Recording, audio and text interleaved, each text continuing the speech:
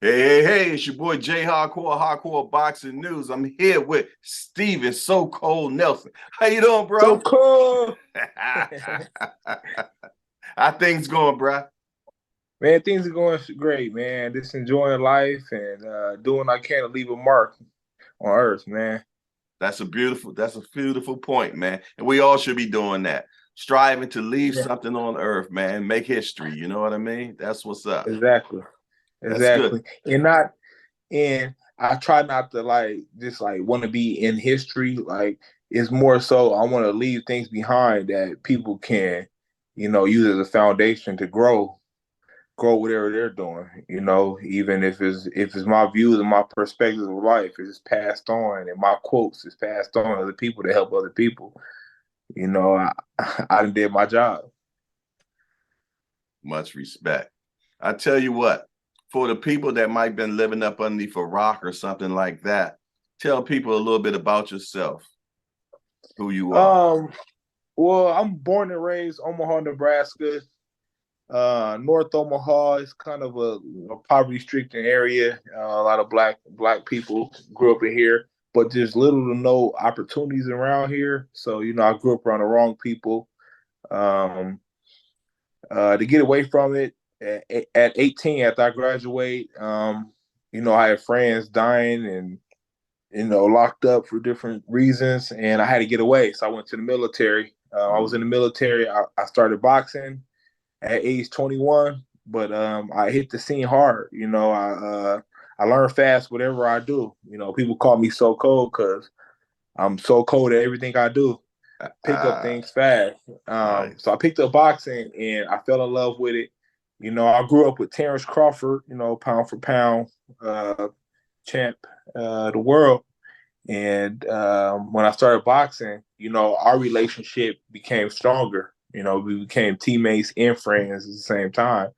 And began boxing, and I was on the 2012 Olympic alternate. I was Olympic alternate for 2012 Olympic team, went to London Wow. and everything, and Nice.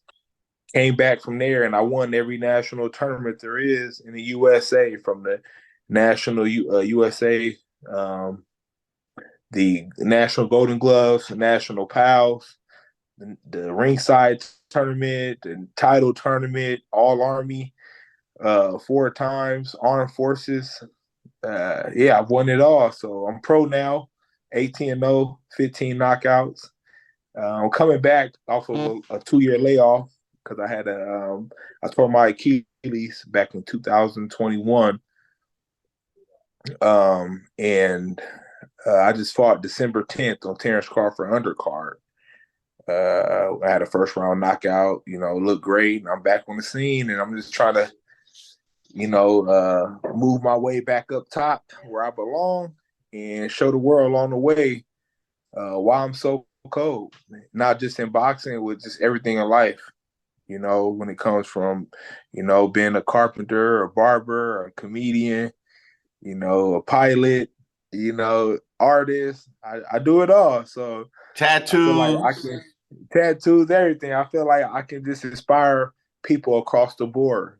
I have long experiences in life, from being in poor family to the military to being in the streets and gang life. I got a story to tell, and I feel like when people gravitate towards me, they can learn a lot and they can be inspired in many ways. Wow, brother. You done did a lot already.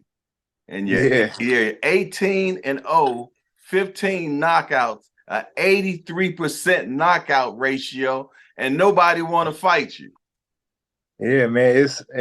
At this stage in my life, it's hard to get fights because I'm a threat, but also promoters, they look at my age as, oh well, he's at the end of his career. But I said I started boxing at 21, never played any organized sports, didn't tear my body up. So you can match me up with a 23-year-old, and I'm gonna be a tooth and nail with him.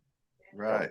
And get him out of there either way it goes. So It's just hard to match guys like me at this stage in my career in my life. So, hopefully open some doorways and I can put on some great shows here in the near future. All right, so your last event was on BLK Prime, December the 10th, on the Terence Crawford undercard. Now, Yeah. is BLK, have they picked you up? Have they signed you, or is it a fight-by-fight deal, or what you got going Yeah, on I with mean them? it's a fight by fight deal.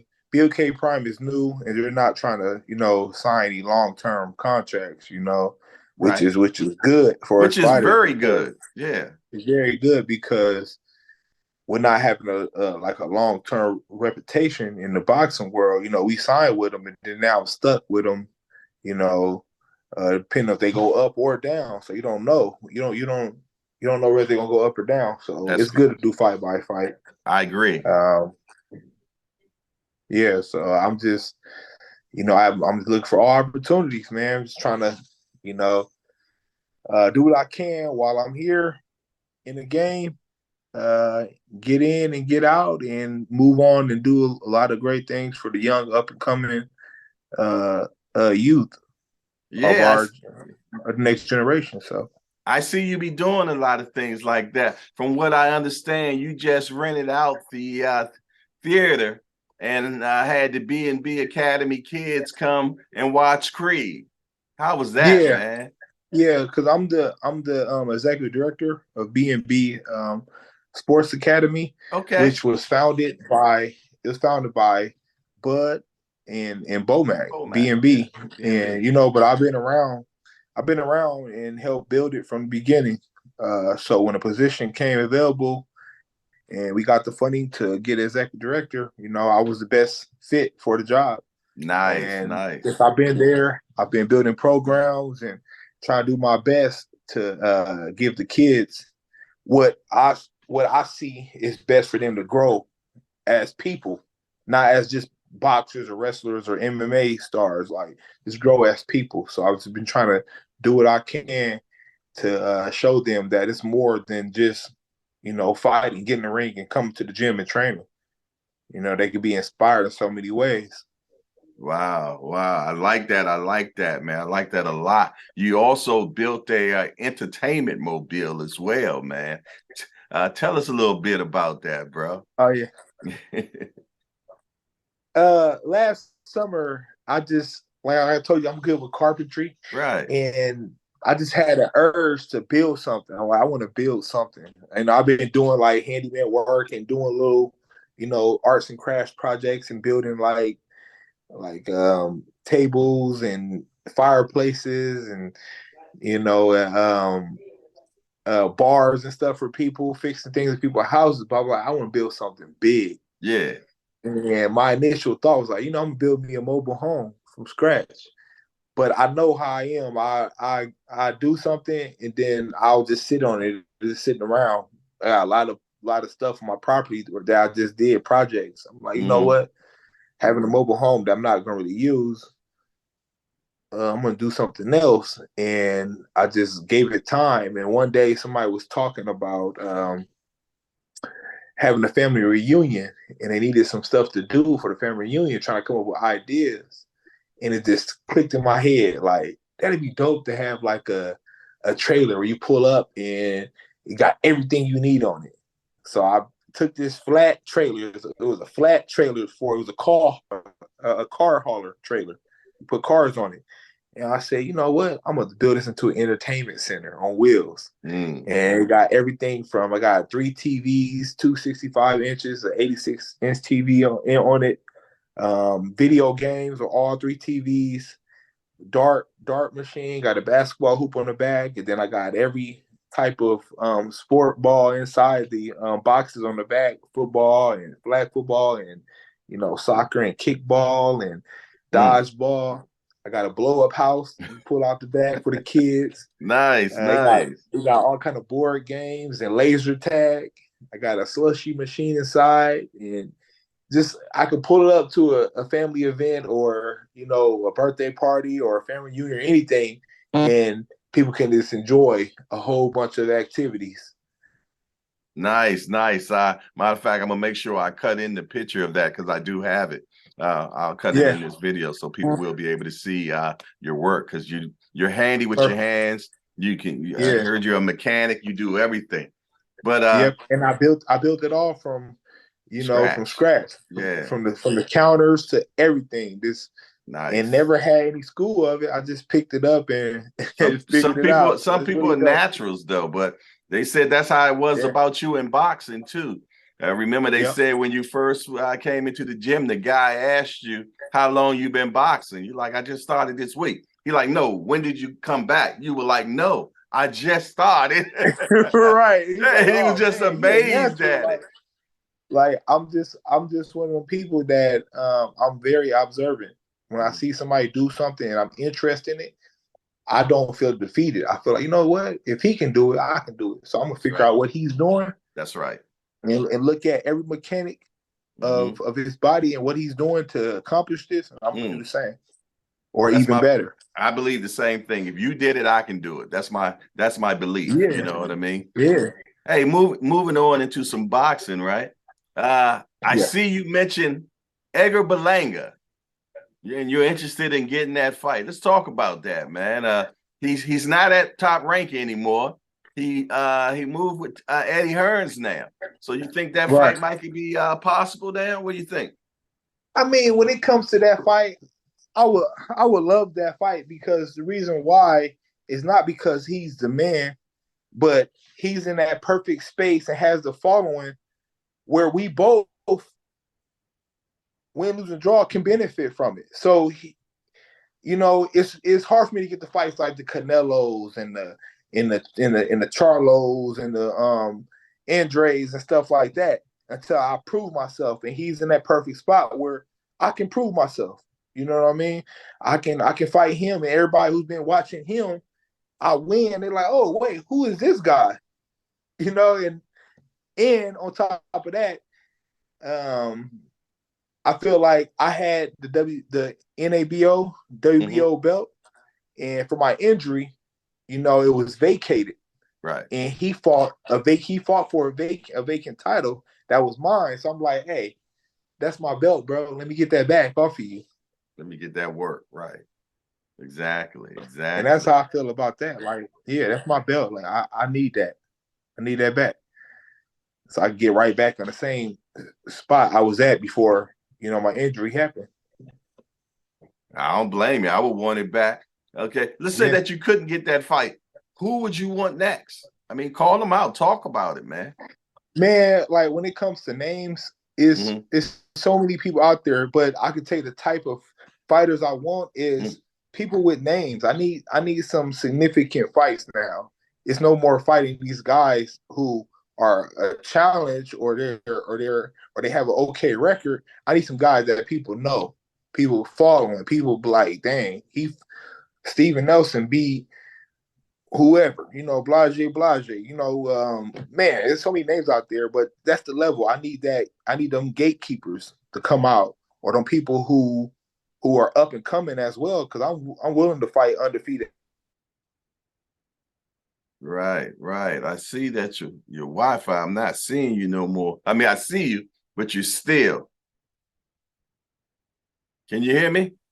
And put myself where I'm the man. Like when Canelo's ready to fight and he looking for an opponent, okay, who else can I? Okay, this guy is the next guy, or mandatory.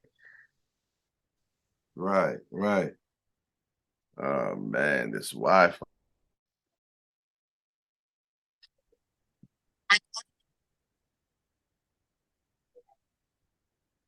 Hello, Yeah, I don't know what happened to us, bro. You there? hello. Can you hear me? Can you hear me, bro? I can hear you. You can hear me now? Can you see me? Yeah, it's just choppy. It's like pausing. Yeah, I don't know what's going on. I got all my bars and everything. All right. All right, but let's move on forward. All right. So you train with the pound for pound champ of the world, man. How Can is you that? can you can you can you see me? I see you. I see you good. Can you see me? Okay. Can you Yeah, see it's me? just pause. Yeah, I see the screen. Okay, now it's moving. Well, you just keep on being a little choppy, but yeah, I can see you now. What was the last part you heard of the last question? Uh, Pretty much, you were just saying that how you want to be able to fight names and people of significance. You want to get some of the gatekeepers, things of that nature. That's Yep. what I Okay. got. Okay. So you got that. And we can just chop all this up. We can edit this part. Mm-hmm. All right. So as I was saying, you're training with the pound for pound champion of the world. How is that like, bruh? How does that motivate you? Um, Knowing like I've been knowing Bud since I was a kid, so to see where he came from and see where he's at is definitely obtainable. You know, and it's not the fact of the matter of if I'm able to do it physically, if I have the skill and the talent, because I know I do.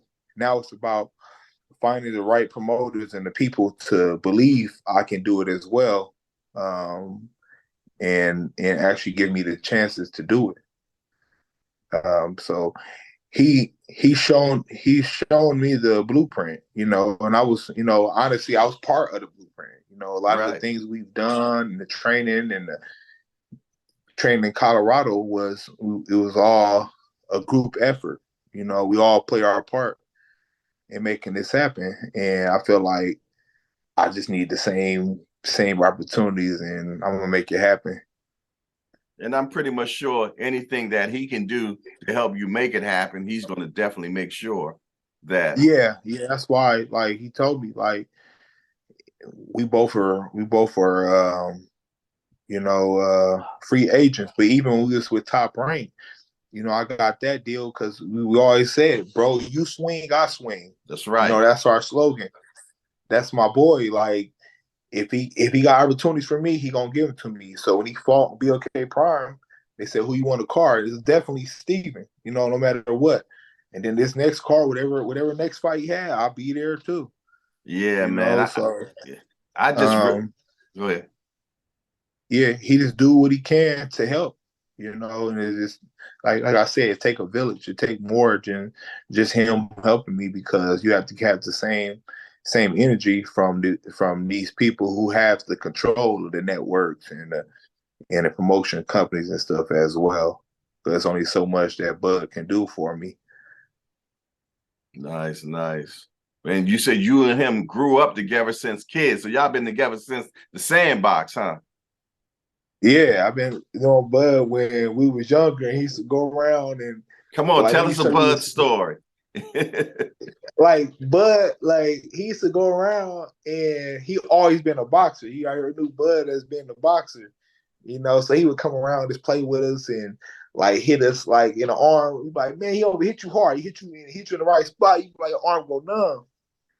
But he used to come down to the park where we all hung out at, and he'd bring gloves and have us all down there like sparring each other, like in the park. Who want to put the gloves on? And I was always there to step up. Like I go with anybody. Like let's go. Yeah. And then as we got older, we start. As you get older, and you get teenagers, and you guys started having their own gangs and different groups and stuff like that.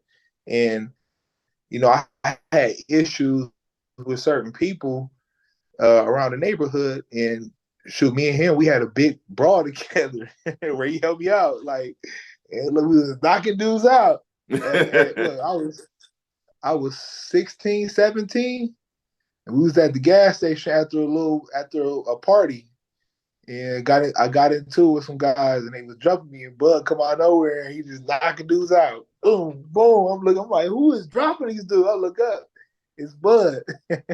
So he's always wanted that smoke, huh? Always, man. I don't care, man. Bud was known around the hood to knock out dudes 6'2", 6'3", 300 pounds. 300 Like, pounds.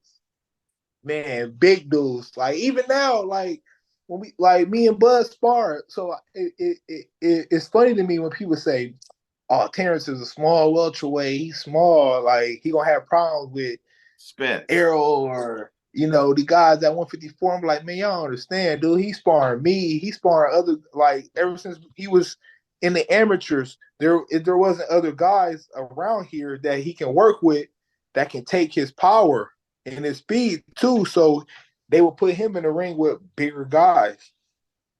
Even when I was being a sparring partner since I've been boxing, since I started boxing, and I tell people like, man, y'all don't know, man, this dude, he's a different level. I heard Different level he of is. strength and all that. I heard he's incredibly strong. Andre Ward, that weighs about 200 pounds, he said that one day him and Crawford was wrestling, and he said the boy is strong as hell. Man, Fred dude is strong. I tell you, we be in there in the ring, and we get clinched up, and I'm like, man, I gotta use all my strength to make sure I ain't getting pushed back.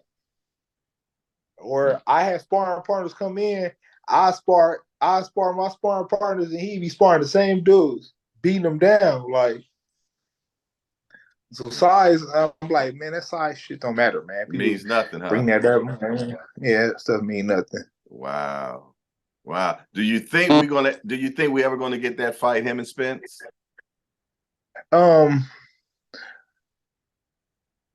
Do I think? Do you think it's gonna happen? Know.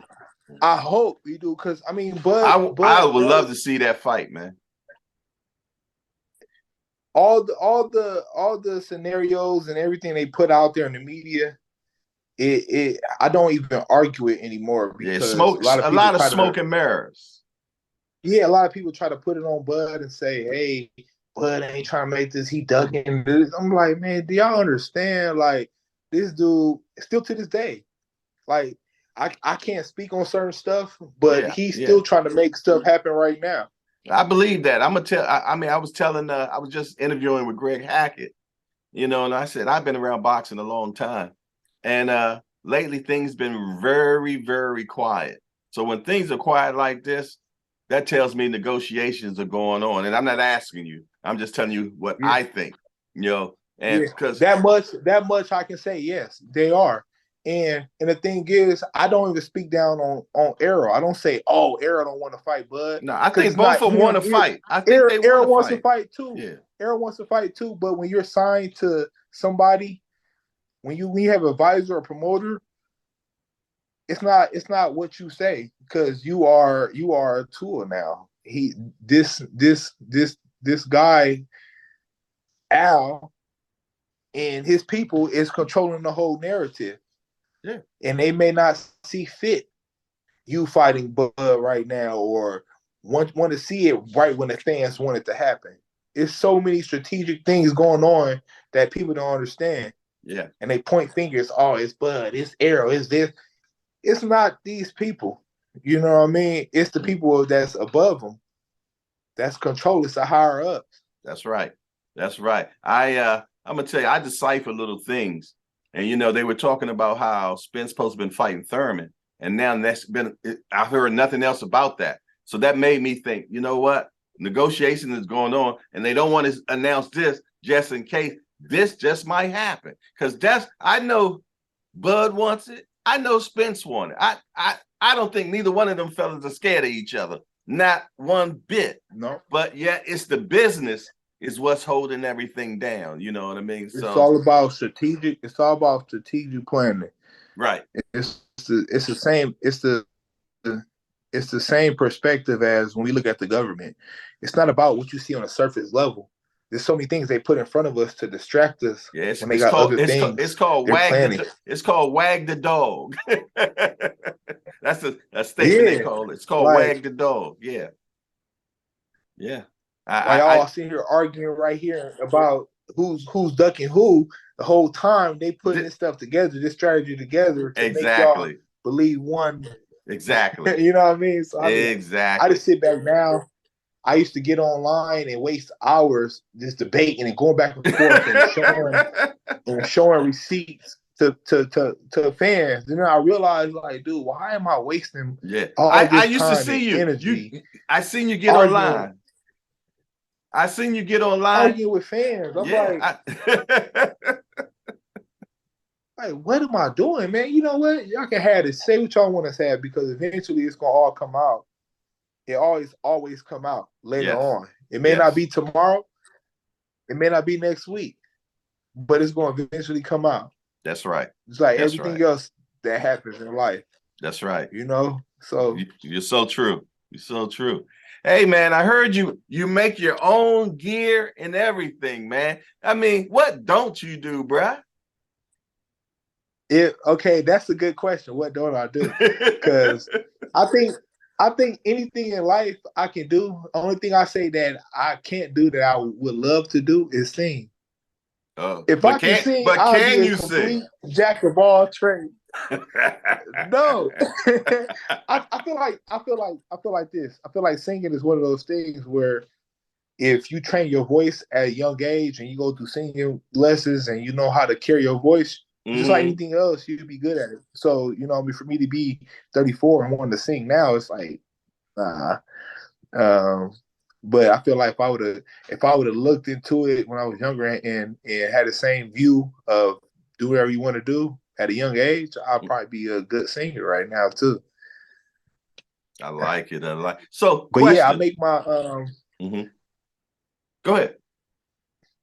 But yeah, I make my own uniforms. Ever since after my first pro fight, a lot of things that I know how to do is because other people don't do it on the level that I would want them to do it. So I do it myself. And I paid for my first fight uniform, and the guy, he didn't do it how I wanted. He played me on the price. He didn't deliver everything he was supposed to deliver. And I said, you know what? I'm not about to deal with this for my whole career. You know what? I'm gonna do it myself. And I made my next uniform. I came out as Blade. And I said, you know what? I'm gonna start coming out as different characters that I grew up watching. Yeah, I like that inspired me. Yeah, I like the one when you came out as Hannibal Lecter. Oh yeah. That was cold. That was one cold too. there. Yeah. I mean, I got so many. You did show I came up enough with so too. many things. People like, you did show enough too. I came up with so enough. And people like, man, you should have saved these for later. I'm like, dude, I got in my iPhone. I got a note. I save notes for everything, all my ideas and stuff. I got a note full of ideas that I can't even use all of them. So even when I'm done boxing, I can pass them down to other people. I got ideas, like pages of ideas of different come out. And nice. Man, I got so many dope ideas, man. This being the creative person that I am. We just got to get you some fights now, man. Yeah. No doubt. Because I mean, win, lose, or draw, I'm always put on the show. It's gonna always be entertaining. Right. So did you actually box on the Army military team? Yeah. So the Army has a team called the WCAP team, World Class Athlete Program, where it's a unit that's strictly based on elevating these athletes to try to make the Olympic team in whatever sport they do. So we had WCAP runners, wrestlers, any Olympic sport.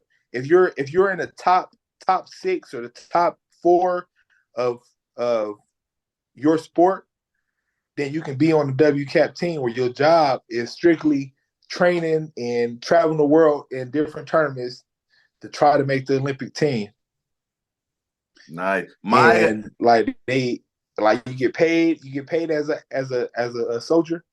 You get all the gear. They pay for all the gear. They pay for all the travel. It's just like I'm a pro amateur. Nice. I was just going, and then we go every day. My job was getting up every day and training. We had coaches. We had nutritionists. We had mental therapists. We had everything. They gave us. Man, we had the top echelon of everything when it came to being an athlete. Nice. My grandfather. It was like being a permanent athlete. Yeah, it was like being a permanent athlete at the Olympic Training Center or something.